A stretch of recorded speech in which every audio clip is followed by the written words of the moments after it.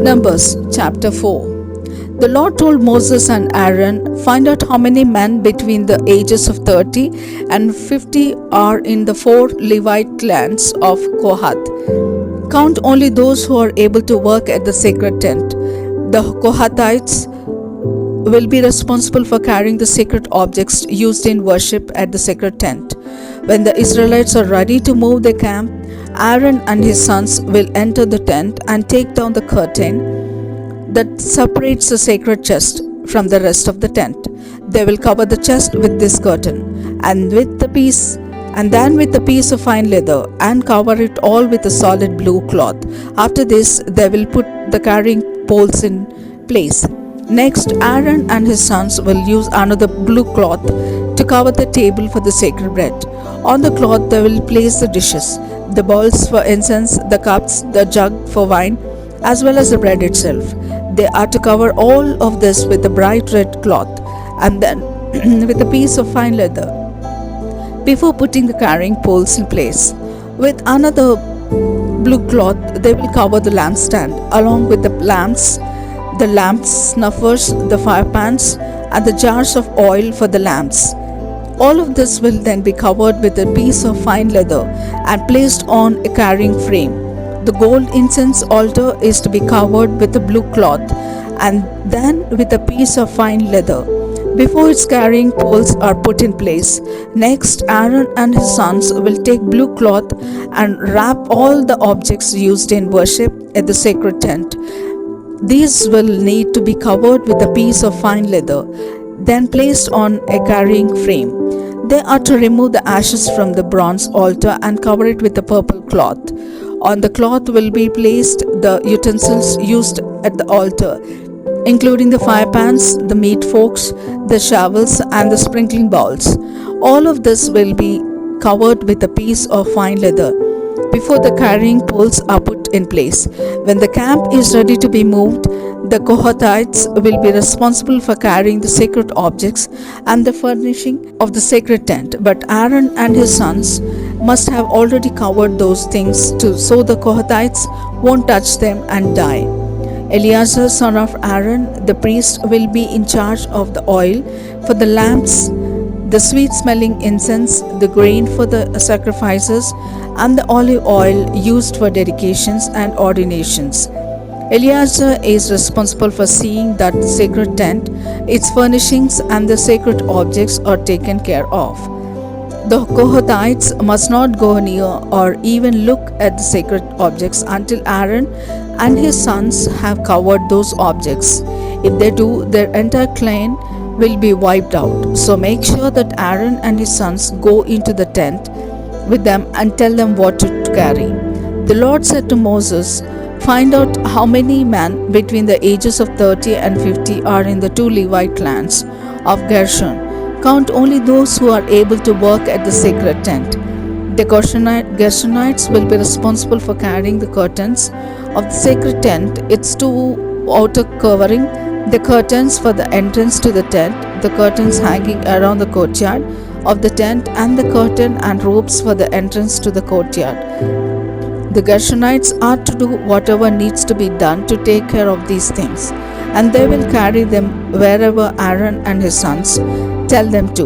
These are the duties of the Gershonites at the sacred tent, and Ithamar, son of Aaron, will make sure they do their work."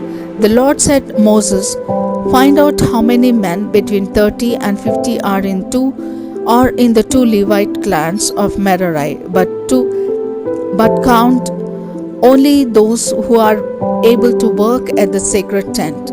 The Merarites will be responsible for carrying the frames of the tent and its other pieces, including the bars, the posts, the stands, as well as the posts that support the courtyard, together with their stands, tent pegs, and ropes. The Merarites are to be told exactly what objects they are to carry, and Ithamar, son of Aaron, will make sure they do their work." Moses, Aaron, and the other Israelite leaders obeyed the Lord and counted the Levite tribe by families and clans to find out how many men there were between the ages of 30 and 50 who could work at the sacred tent. There were 2,750 Kohathites, 2,630 Gershonites, and 3,200 Merarites, making a total of 8,580. Then they were all assigned their duties. Numbers chapter 5. The Lord told Moses to say to the people of Israel, "Put out of the camp everyone who has leprosy or a bodily discharge, or who has touched a dead body. Now that I live among my people, their camp must be kept clean." The Israelites obeyed the Lord's instructions. The Lord told Moses to say to the community of Israel, "If any of you commit a crime against someone, you have sinned against me. You must confess your guilt and pay the victim in full of whatever damage has been done, plus a fine of 20%. If the victim has no relative who can accept this money, it belongs to me and will be paid to the priest. In addition to that payment, you must take in a ram for the priest to sacrifice so that your sin will be forgiven. When you make a donation to the sacred tent, that money belongs only to the priest, and each priest will keep what is given to him." The Lord told Moses to say to the people of Israel, "Suppose a man becomes jealousy and suspects that his wife has been unfaithful, but he has no proof. He must take his wife to the priest together with 2 pounds of ground barley as an offering to find out if she is guilty. No olive oil or incense is to be put on that offering. The priest is to have the woman stand at my altar, where he will pour sacred water into a clay jar and stir it some dust from the floor of the sacred tent. Next, he will remove her veil, then hand her to the barley offering and say, 'If you have been faithful to your husband, this water won't harm you. But if you have been unfaithful, it will bring down the Lord's curse. You will never be able to give birth to a child, and everyone will curse your name.' Then the woman will answer, 'If I am guilty, let it happen just as you say.' The priest will write these curses on the special paper and wash them off into the bitter water, so that when the woman drinks this water, the curses will enter her body. He will take the barley offering from her and lift it up in dedication to me, the Lord.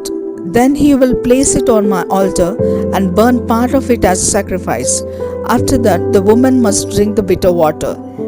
If the woman has been unfaithful, the water will immediately make her unable to have children, and she will be a curse among her people. But if she is innocent, her body will not be harmed, and she will still be able to have children. This is the ceremony that must take place at my altar when a husband suspects that his wife has been unfaithful. The priest must have the woman stand in my presence and carefully follow these instructions. If the husband is wrong, he will not be punished, but if his wife is guilty, she will be punished." Numbers chapter 6. The Lord told Moses to say to the people of Israel, "If any of you want to dedicate yourself to me by vowing to become a Nazirite, you must no longer drink any wine or beer or use any kind of vinegar. Don't drink grape juice or eat grapes or raisins, not even the seeds of skins. Even the hair of a Nazirite is sacred to me. And as long as you are a Nazirite, you must never cut your hair. During the time that you are a Nazirite, you must never go close to a dead body, not even that of your father, mother, brother, or sister. That would make you unclean. Your hair is a sign that you are dedicated to me, so remain holy. If someone suddenly dies near you, your hair is no longer sacred, and you must shave it 7 days later during the ceremony to make you clean. Then on the next day, bring 2 doves or 2 pigeons to the priest at the sacred tent. He will offer you one of the birds as a sacrifice for sin, and the other as a sacrifice to please me. You will then be forgiven for being too near to a dead body, and your hair will again become sacred. But the dead body made you unacceptable, so you must make another vow to become a Nazirite and to be dedicated once more. Finally, a year-old ram must be offered as a sacrifice to make things right. When you have completed your promised time of being a Nazirite, Go to the sacred tent and offer 3 animals that have nothing wrong with them: a year-old ram as a sacrifice to please me, a year-old female lamb as a sacrifice for sin, and a full-grown ram as a sacrifice to ask my blessing. Wine offerings and grain sacrifices must also be brought with these animals. Finally, you ought to bring a basket of bread made with your finest flour and olive oil, but without yeast. Also, bring some thin wafers brushed with oil. The priest will take these gifts to my altar and offer them, so that I will be pleased and will forgive you. Then he will sacrifice the ram and offer the wine, grain, and bread. After that, you will stand at the entrance to the sacred tent, shave your head, and put the hair in the fire where the priest has offered the sacrifice to ask my blessing. Once the meat from the ram's shoulder has been boiled, the priest will take it, along with 1 loaf of bread and 1 wafer brushed with oil, and give them to you. You will hand them back to the priest, who will lift them up in dedication to me. Then he can eat the meat from the ram's shoulder, its choice ribs, and its hind leg, because this is his share of the sacrifice. After this, you will no longer be a Nazirite and will be free to drink wine. These are the requirements for Nazirites. However, if you can afford to offer more, you must do so.